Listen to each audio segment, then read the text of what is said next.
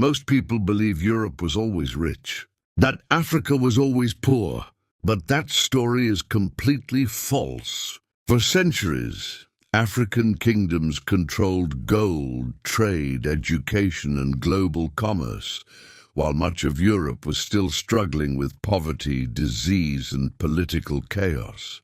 Today, I'm going to show you 10 African kingdoms that were richer than Europe at the time, and why history barely talks about them. Stay till the end, because number 1 shocked the entire medieval world. 10. The Kingdom of Aksum.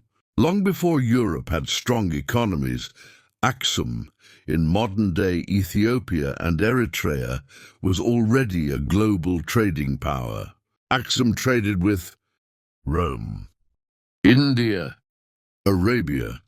They exported gold, ivory, spices, and even minted their own gold and silver coins, something most European kingdoms couldn't do yet. At its peak, Aksum was so wealthy that Persian and Roman writers ranked it among the 4 greatest empires on earth. 9.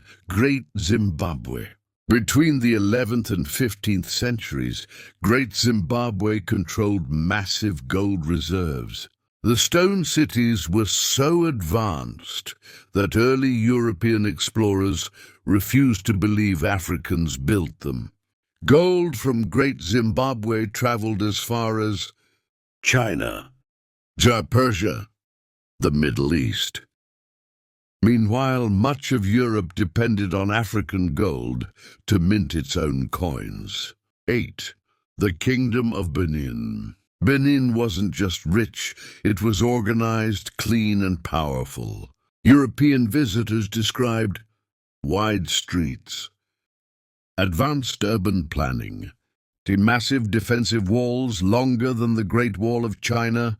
Benin traded ivory, pepper, textiles, and brass artwork so valuable that today they sit in European museums. Europe came to trade. Later they came to steal. 7. The Songhai Empire. Songhai controlled West Africa's trade routes, including salt and gold, the 2 most valuable resources of the medieval world. Its capital cities had universities,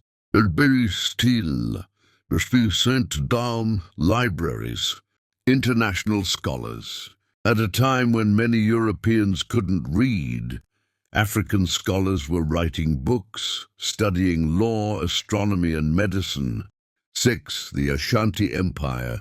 The Ashanti Empire was built on gold wealth so massive that Europeans called the region the Gold Coast. Gold wasn't rare, it was everywhere. Ashanti kings sat on golden stools, wore gold jewelry, and funded a powerful centralized government, while European monarchs were still borrowing money to survive wars. The Kingdom of Congo had diplomats, written laws, international relations with Europe. They traded copper, textiles, and art. European missionaries didn't arrive to civilize Congo. They arrived to negotiate. Congo was wealthy enough to choose how it interacted with Europe, at least at first. The Swahili city-states.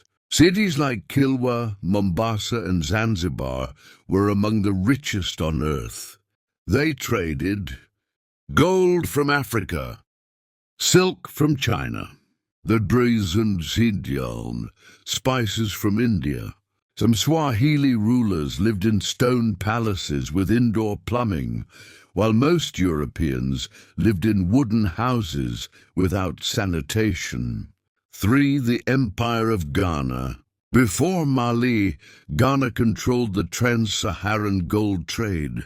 So much gold passed through Ghana that Arab traders said gold was as common as dust. European economies depended on African gold, yet history rarely mentions where that wealth came from. 2. The Ethiopian Empire. Ethiopia was never colonized for a reason. It had a strong military, A stable economy. International recognition. Ethiopian emperors corresponded with European kings as equals, not subjects. 1. The Mali Empire. Then there was Mali and Mansa Musa. In 1324, Mansa Musa traveled to Mecca with so much gold that he crashed the economies of Egypt and the Middle East. Gold prices collapsed for years. European maps labeled Mali simply as the land of gold. No European kingdom at the time came close. Africa was never poor. Africa was made poor. If this history shocked you, like this video, so YouTube knows people want the truth. Subscribe if you want more untold African history, because this story was never meant to be forgotten.